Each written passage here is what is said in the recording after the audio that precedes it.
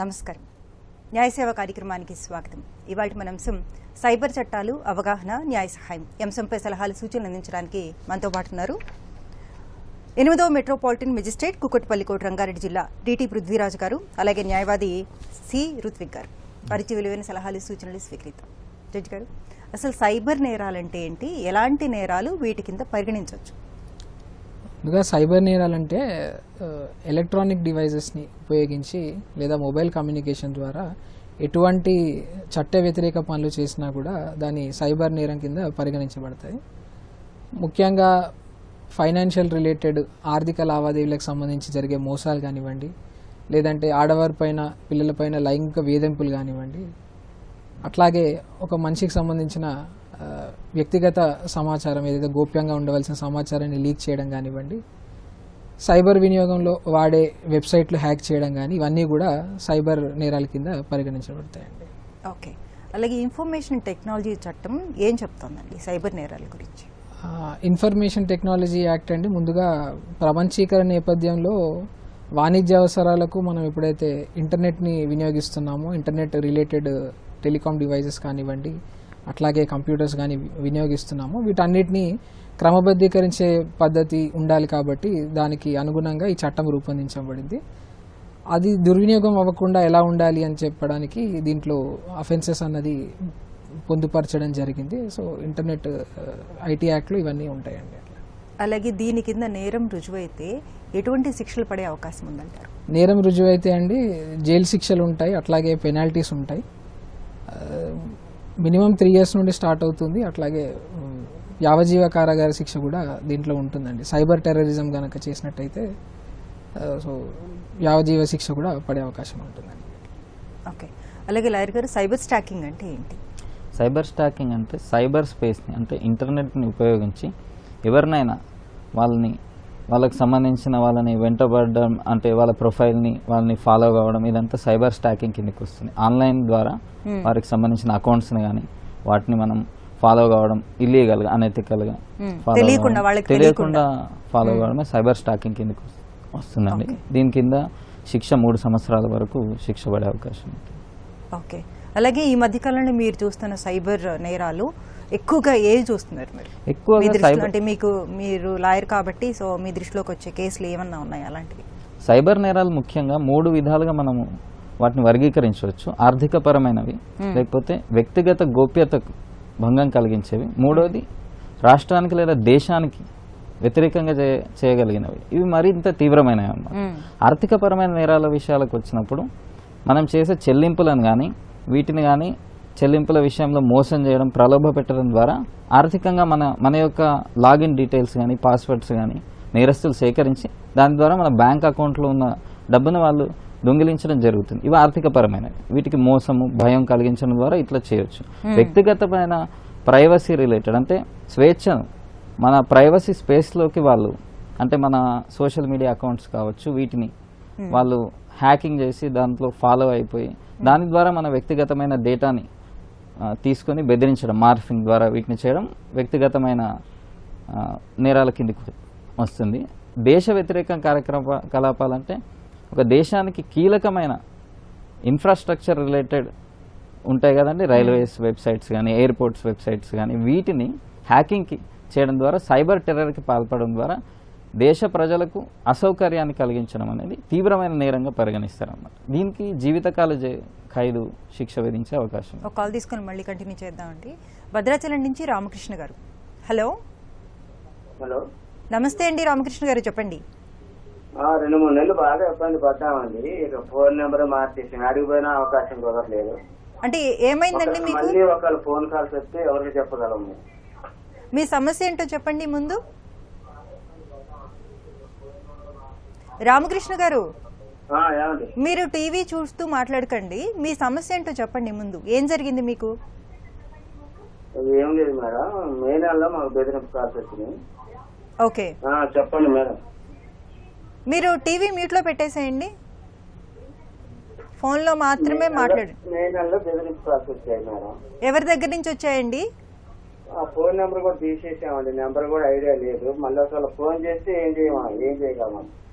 Okay, అంటే మీకు తెలిసిన వాళ్ళే చేశారా, తెలియని వాళ్ళు చేశారా? తెలిసిన వాళ్ళు మరి తెలియని వాళ్ళు తెలియదు మేడం. అది ఫోన్ నెంబర్ అయితే ట్రూ కాలర్ లో పెడితే ఏం రావట్లేదు, పేరు రావట్లేదు మేడం. ఏమని బెదిరించేవారు? ఏమని బెదిరించేవారు అంటే ఫోన్ ఎందుకు వస్తే ఎడిపోతున్నానని ఆడవాళ్ళని బెదిరించేవారు. ఆడవాళ్ళని బెదిరించేవాళ్ళ? ఓకే జడ్జి గారు. ఆడవాళ్ళని బెదిరించినట్టయితే కనుకండి దీనికి చట్టంలో తీవ్ర పరిణామాలు ఉంటాయండి. ఏం చేస్తున్నావు ఏంటని వల్గర్ గా మాట్లాడేవారు. వల్గర్ గా మాట్లాడినట్టయితే కనుక మీరు సంబంధిత నియరెస్ట్ పోలీస్ స్టేషన్లో, మీకు దగ్గరలో ఉన్న పోలీస్ స్టేషన్లో వెళ్ళి మీరు ఫిర్యాదు చేయొచ్చండి.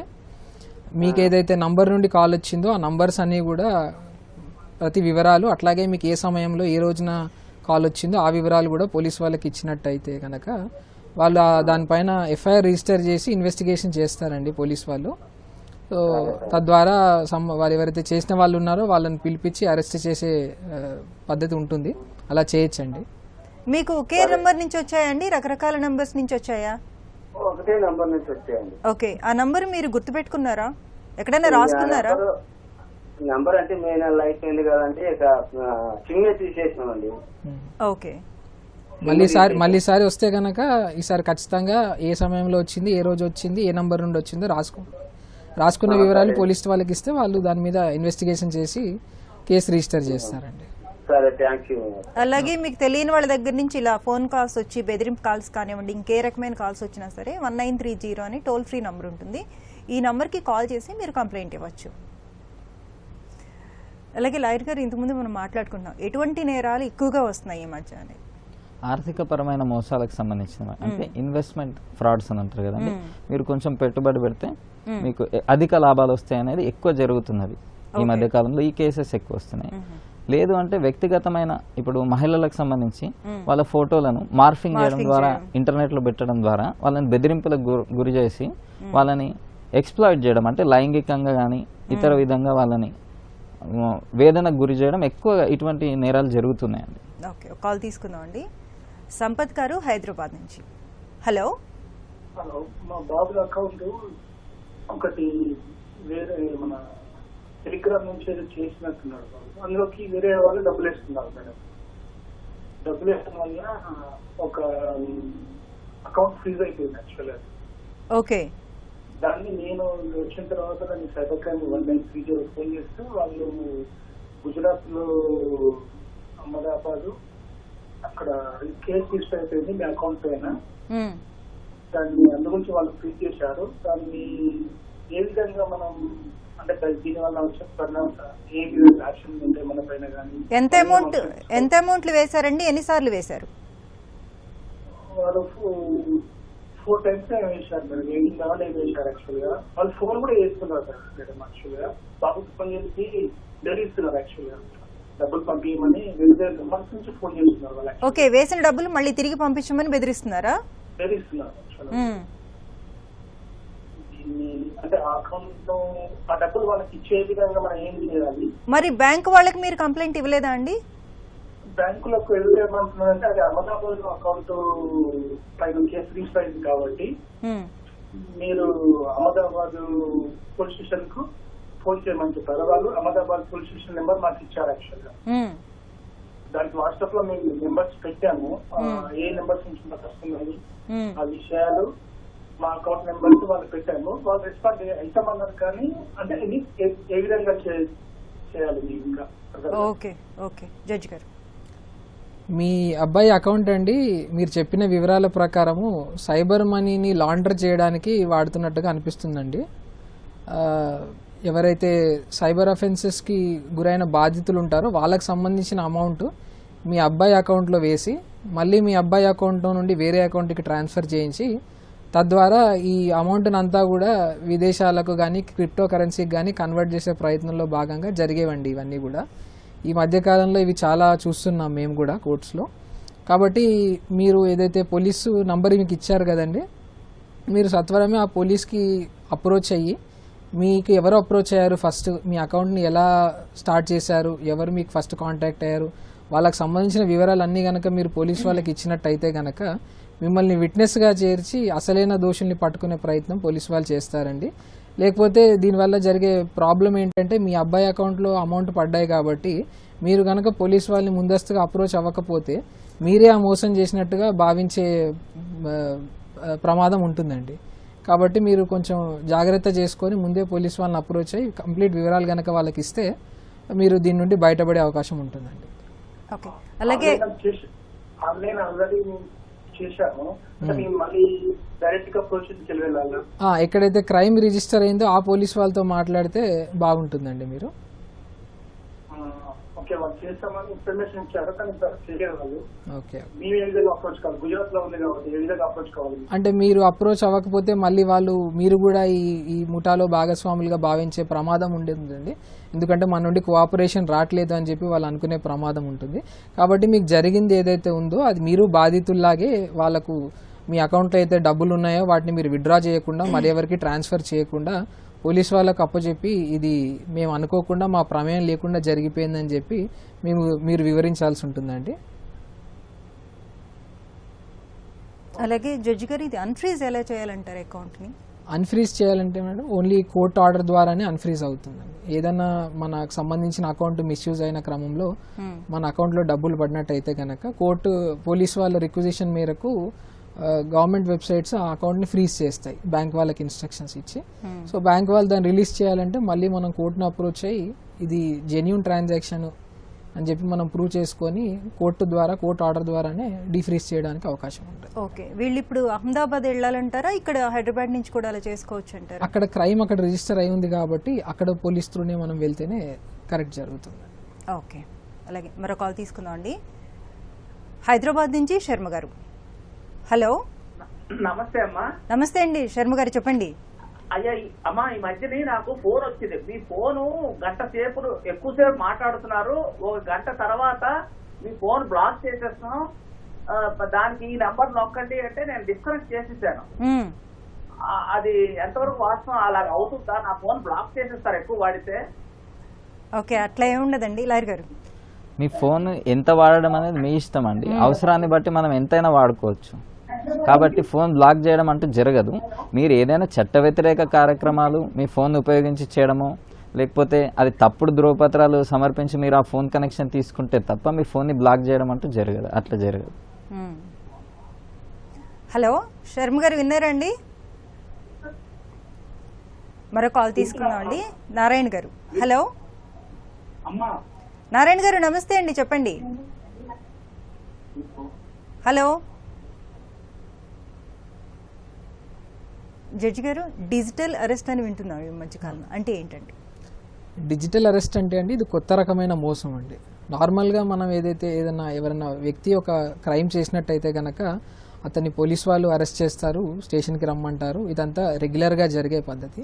ఇప్పుడు డిజిటల్ అరెస్ట్ అని చెప్పేసి ఆర్టిఫిషియల్గా సైబర్ క్రైమ్ చేసే నేరగాళ్ళు ఒక స్టూడియో సెటప్ చేసి పోలీసుల వస్త్రధారణతో వీడియో కాల్స్ చేసి మీరు డిజిటల్ అరెస్ట్ అయ్యారు, మీరు బయటికి రావాలంటే ఇంత అమౌంట్ ఇవ్వాల్సి ఉంటుంది అని చెప్పి బెదిరిస్తున్నారండి. సో ఏ అరెస్టు కూడా డిజిటల్ మోడ్లో జరిగే అవకాశం ఉండదండి. అట్లాగే కోర్టులో కూడా ప్రొడ్యూస్ చేస్తున్నారు ఆర్టిఫిషియల్ కోర్ట్స్, అవి చూపించేసి భయపెట్టి డబ్బులు రాబట్టుకునే ప్రయత్నం చేస్తున్నారు. సో ఇది ఒక రకమైన సైబర్ మోసం అనే మనం గ్రహించాల్సి ఉంటుందండి. నిజంగా ఇలాంటివి ఉన్నాయంటారా? డిజిటల్ అరెస్ట్ జరుగుతున్నాయండి, చాలా జరుగుతున్నాయి. తల్లిదండ్రులకు ఫోన్ చేసి పిల్లలు కాలేజీలో ఉన్నప్పుడు మీ అబ్బాయి పలానా పని చేస్తూ మాకు దొరికిపోయాడని చెప్పేసి ఫోన్ చేయించడం, ఆ అబ్బాయి వాయిస్ని మిమిక్రీ చేయడం కూడా జరుగుతుంది. అలాంటివి కూడా చూస్తున్నాము కోర్ట్స్లో. ఆ సిచ్యువేషన్లో వాళ్ళు పిల్లల్ని కాంటాక్ట్ చేయలేని పద్ధతిలో వాళ్ళు ఆ పరిస్థితుల్లో తల్లిదండ్రులు కూడా భయపడి వాళ్ళని బయటికి తీసుకొద్దామని చెప్పి ఎంతో కొంత అమౌంట్ ఇస్తున్నారు.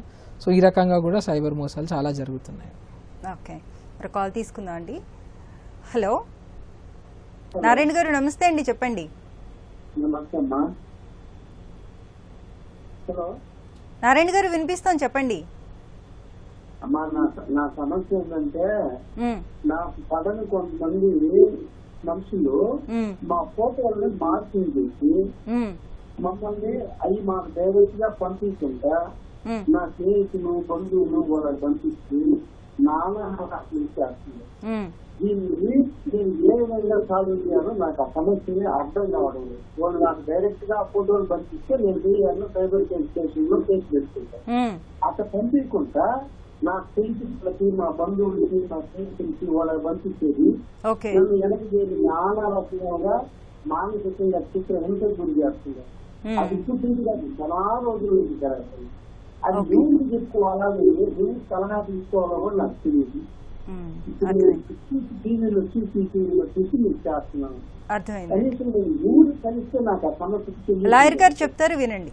లాయర్ మార్ఫింగ్ చేసిన ఫోటోలలో గనక అసభ్యకరమైన విషయాలు ఉన్నప్పుడు సెక్షన్ 67 సమాచార సాంకేతిక చట్టం 2000 ప్రకారం పోలీసులు దర్యాప్తు చేస్తారండి. అసభ్యకరంగా ఉంటాయి. అశ్లీలంగా ఉంటేనేమో 67B చట్టం 67A చట్టం వర్తిస్తుందండి. సో దాని ప్రకారం కూడా 5 సంవత్సరాలు శిక్ష పడుతుంది ఎవరైతే నేరం చేసినారో. కాబట్టి మనం వెంటనే పోలీసులకు ఫిర్యాదు చేస్తే ఏమవుతుందంటే పోలీసులు దర్యాప్తు చేస్తారు. దాంతో పాటుగా ఇట్లా సమాచారాన్ని ఎవరైతే వ్యాప్తి చేస్తారో వారిని అదుపులోకి తీసుకొని ఆ యొక్క సమాచారాన్ని డిలీట్ చేసే అవకాశం కూడా ఉంది, తొలగించే అవకాశం ఉంటుంది. ఓకే, మరో కాల్ తీసుకుందాం అండి. హైదరాబాద్ నుంచి శాంతి గారు. హలో హలో శాంతి గారు, నమస్తే అండి, చెప్పండి. నమస్తే అండి.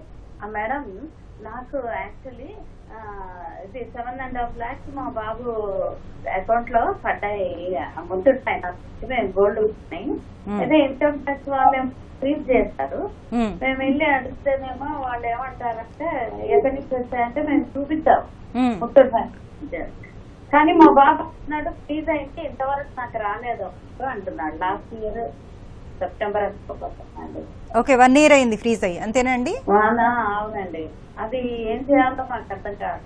మీకు అకౌంట్ లో డబ్బులు వచ్చినాయి అన్న దానికి సంబంధించిన ప్రూఫ్స్ అన్ని మీ దగ్గర ఉన్నాయా? ఎందుకు వచ్చాయి? మెసేజ్ ఒకటే వచ్చింది అంతే, ఇంకా ప్రూఫ్స్ అంటూ ఏం లేవండి. అంటే ముత్తూట్ ఫైనాన్స్ నుంచి వచ్చినాయి అంటున్నారు కదండి మీరు? ముత్తూట్ ఫైనాన్స్ నుంచి వచ్చినాయి అంటున్నారు కదా? అవునండి. మరి వారి దగ్గర నుంచి మీరు లెటర్ ఏం తీసుకోలేదా? ఏమో ఏం తీసుకున్నాడు మా బాబు, ఏమో రాలేవు వాళ్ళ దగ్గర నుంచి లెటర్ తీసుకున్నారా లేదు తెలియదు కానీ రాలేవు అంటున్నాడు. మీరు లోన్ తీసుకున్నామని చెప్తున్న ముత్తూట్ ఫైనాన్స్ నుంచి, దానికి సంబంధించిన పేపర్స్ ఏమన్నా మీ దగ్గర ఉన్నాయా? పేపర్స్ అంటే ఆన్లైన్ లో ఉందంట, యాప్ లో ఉన్నాయి అని అంటున్నారు. ఏదైనా సరే ప్రూఫ్స్ ఉన్నాయి కదండి మీ దగ్గర? ఉన్నాయండి.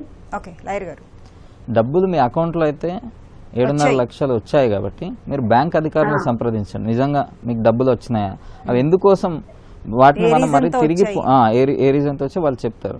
మీరు బ్యాంక్ అకౌంట్ నుంచి డబ్బులు తిరిగి పొందాలంటే మాత్రం ఇందాక సార్ జడ్జి గారు చెప్పినట్టు ఖచ్చితంగా కోర్టు ఆర్డర్ నుంచి దాన్ని డీఫ్రీజ్ చేసుకోవాల్సి వస్తుంది అనమాట.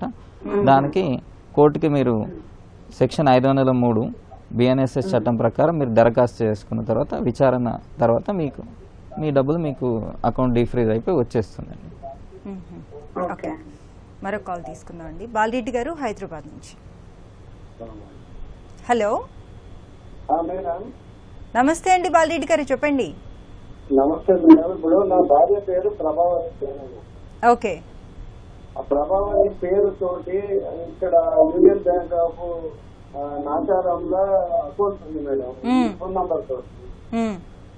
ఇదే నంబర్ తోటి కెనరా బ్యాంకు ఆంధ్రలో ఎవరో ట్రాన్సాక్షన్ చేస్తున్నారు సేమ్ నంబర్ తోటి. ఓకే, టర్న్ ఓవర్ అంతా లక్షల కోట్లు టర్న్ ఓవర్ అవుతుంది. వాళ్ళ మెసేజ్లన్నీ మార్చుతున్నాయి మేడం. ఓకే, అయితే మేము ఎయిర్టెల్ వాళ్ళ దగ్గర పోయి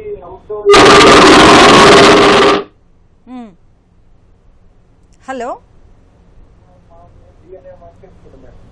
హలో మేడం చెప్పండి.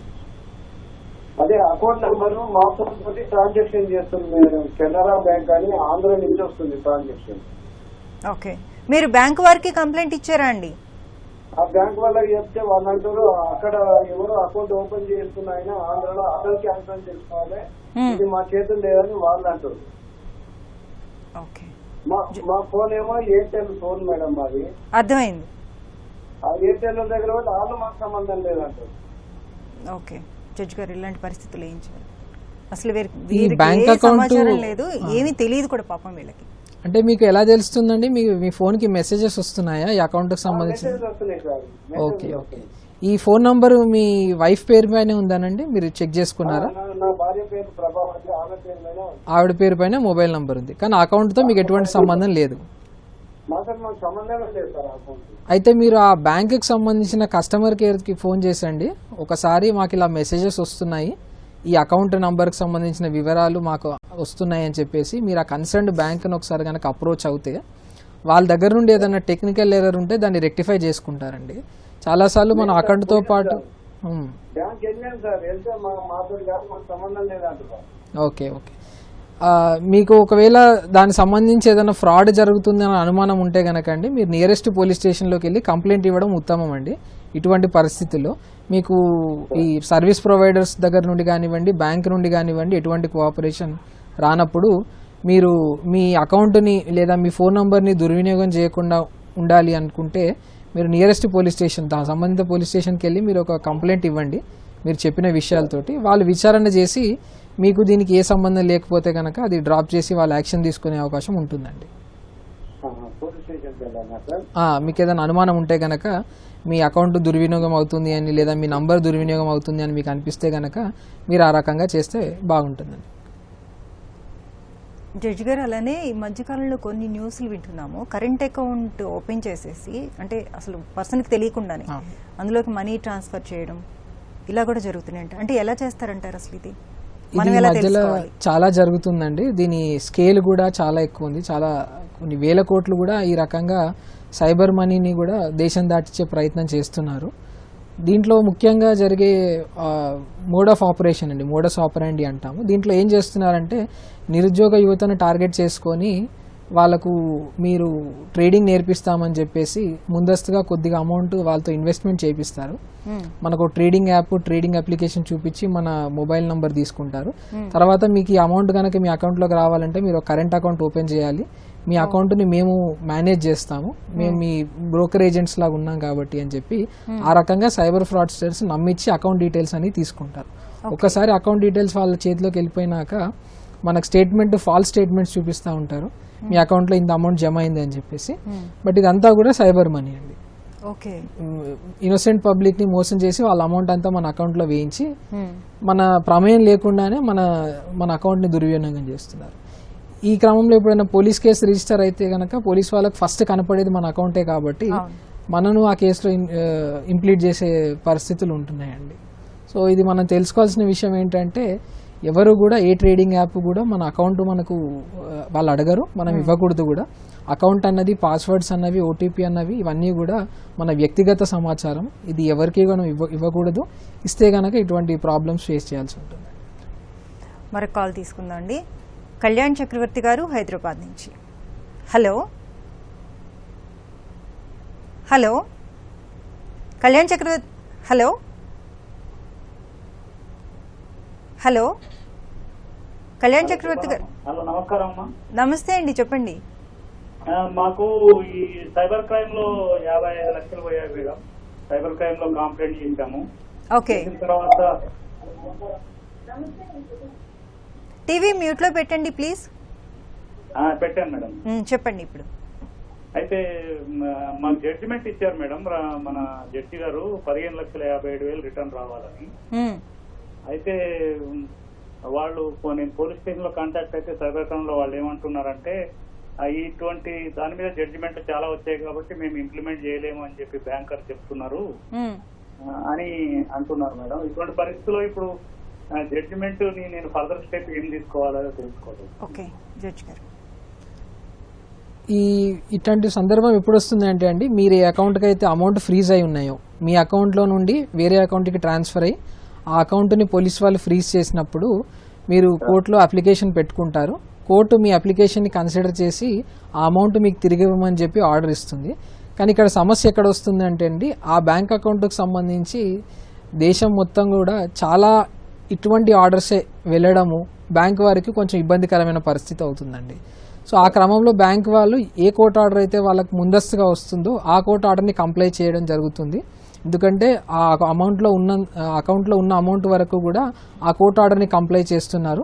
బ్యాలెన్స్ అమౌంట్ అకౌంట్లో ఉండట్లేదు కాబట్టి వాళ్ళు తర్వాత వచ్చిన ఆర్డర్స్ని కంప్లై చేసే పరిస్థితి లేకుండా పోతుందండి. ఇది మీరు అన్నట్టు నిజంగా చాలా పెద్ద సమస్య.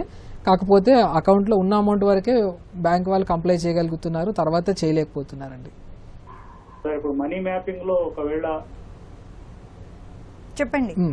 సార్ మనీ మ్యాపింగ్ లో నా అకౌంట్ నుంచి పోయిన డబ్బులే అక్కడ ఫ్రీజ్ అయినాయని చెప్పి తెలిస్తే నేను ఆ డబ్బు రావడానికి ఇప్పుడు జడ్జిమెంట్ ఇచ్చేస్తున్నారు కాబట్టి నేను ఫర్దర్ స్టెప్ ఏం తీసుకోవాలి? జడ్జిమెంట్ మనం కమ్యూనికేట్ చేయబడుతుందండి. కోర్టు నుండే కోర్టు ఆర్డర్ అనేది ఆ కన్సర్న్డ్ బ్యాంక్ కమ్యూనికేట్ చేయబడుతుంది. ఏ అకౌంట్ అయితే అమౌంట్ లాస్ట్ ఫ్రీజ్ అయి ఉన్నాయో ఆ బ్యాంక్కి కోర్టు ద్వారా ఒక లెటర్ అడ్రస్ చేయడం జరుగుతుంది.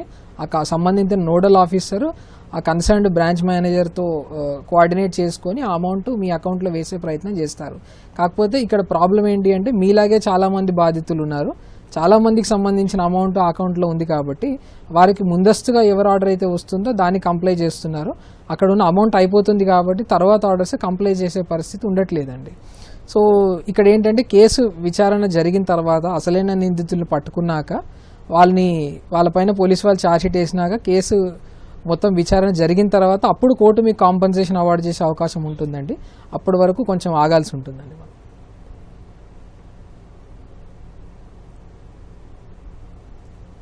మరో కాల్ తీసుకుందాం అండి. హలో హలో నరసింహరావు గారా అండి? చెప్పండి చెప్పండి. ఫస్ట్ నుంచి చెప్పాను మేడం. అదే మీ సమస్య ఏంటో చెప్పండి నరసింహరావు గారు. నా కార్డు మేడం 95,500 రూపీస్ కట్ అయినా మేడం. ఓకే. అయితే ఇది నాకు ఆల్రెడీ ఎస్బీఐ కార్డు ఒక పాత ఒకటి ఉండే క్రెడిట్ కార్డు. అది అయితే వాళ్ళు మళ్ళీ ఇంకో ప్రొవైడ్ చేశారు కొత్త కార్డు. ఓకే. అంటే పాత కార్డు ఏమో 500 రూపీస్ కు ఇయర్లీ ఉండే. అది అయిపోయింది. అది అయిపోతే సెకండ్ కార్డు దానికి ఏంటంటే 6,000 రూపీస్ కట్టని ఉందని. అయితే నేను ఏం చేశాను అంటే మెయిల్ పెట్టాను వాళ్ళకి, నాకు కార్డు వద్దని మెయిల్ పెట్టాను. అయితే వాళ్ళు ఫోన్ చేశారు, ముంబై హెడ్ ఆఫీస్ నుంచి ఫోన్ చేశారు. ఫోన్ చేసి ఒక మీ కార్డు అన్ని అయిపోయినాయి, డిగ్రీ మొత్తం క్యాన్సిలేషన్ అయిపోతుంది అంటే. అయితే ముందు రోజు ఆ నంబర్ అయి చెప్తుంటే ఓటీపీ వస్తే వాళ్ళు చెప్పలేమన్నమాట.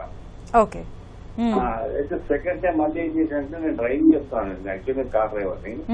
నేను డ్రైవింగ్ చేస్తుంటే నాకు మళ్ళీ ఒక నంబర్ వచ్చింది చూడండి అని చెప్పేసి చెప్పారు వాళ్ళు 2 days తర్వాత. దాన్ని ఏం చేసిన నేను బండి నడుపుతూ నాకు ఓటీపీ చేశాను. 95,500 రూపీస్ కట్ అయిపోయాను నా క్రెడిట్ కార్డ్ నుంచి. ఓకే. లాయర్ గారు దీని ఫిషింగ్ లాస్ట్ ఆగస్ట్ లో జరిగింది నాకు. అప్పటి నుంచి చూస్తున్నాం. లాయర్ గారు చెప్తున్నారు వినండి. ఓటీపీ చెప్పలేదు అంటున్నారు ఈయన. తర్వాత మళ్ళీ వేరే నంబర్ వచ్చింది, క్లిక్ చేసి 2 days తర్వాత చెప్పారు. 2 days తర్వాత ఫోన్ వచ్చింది. ఫోన్ రాగానే ఆ ఓటీపీ చెప్పమన్నారు. నేను డ్రైవింగ్ లో ఉంటే ఏం చేసిన నా నంబర్ వచ్చి ఓటీపీ అడగలేదు కానీ నా నంబర్ వచ్చి చూడండి కాదు సార్. నేను చెప్పి నా నంబర్ ఇట్లా కనబడితే ఆ నంబర్ చెప్పాను డ్రైవింగ్ చేస్తుంది. అంటే ఓటీపీ చెప్పేశారా మీరు? ఓటీపీ అందే మేడం వాళ్ళు. డీజిల్ నంబర్ వచ్చి చెప్పాడంటే క్యాన్సిల్ అయిపోయిందని చెప్పారంటే ఆ నంబర్ క్యాన్సిల్ అయిపోయిందని చెప్పి ధర్మ రన్నింగ్ లో నేను చెప్పేశాను ఆ నంబర్. మీరు క్లియర్ గా చెప్పట్లేదు, మీరు ఓటీపీ చెప్పలేదు. తర్వాత మీకు ఒక నంబర్ నుంచి కాల్ వచ్చింది అన్నారు కదా, అందులో ఏం అడిగారు మిమ్మల్ని? అందులో ఏం అడగలేదు మేడం, మీ కార్డ్ క్యాన్సిల్ అయిపోయింది, నంబర్ చెప్పమని చెప్పేసి అన్నారు. చెప్పేశారు మీరు నంబరు? నా నంబర్ చెప్పేశారు. వారికి వచ్చింది ఓటీపీ అయి ఉంటుందండి. ఓటీపీ చెప్తేనే మనకు మాత్రం ఓటీపీ చెప్పలే.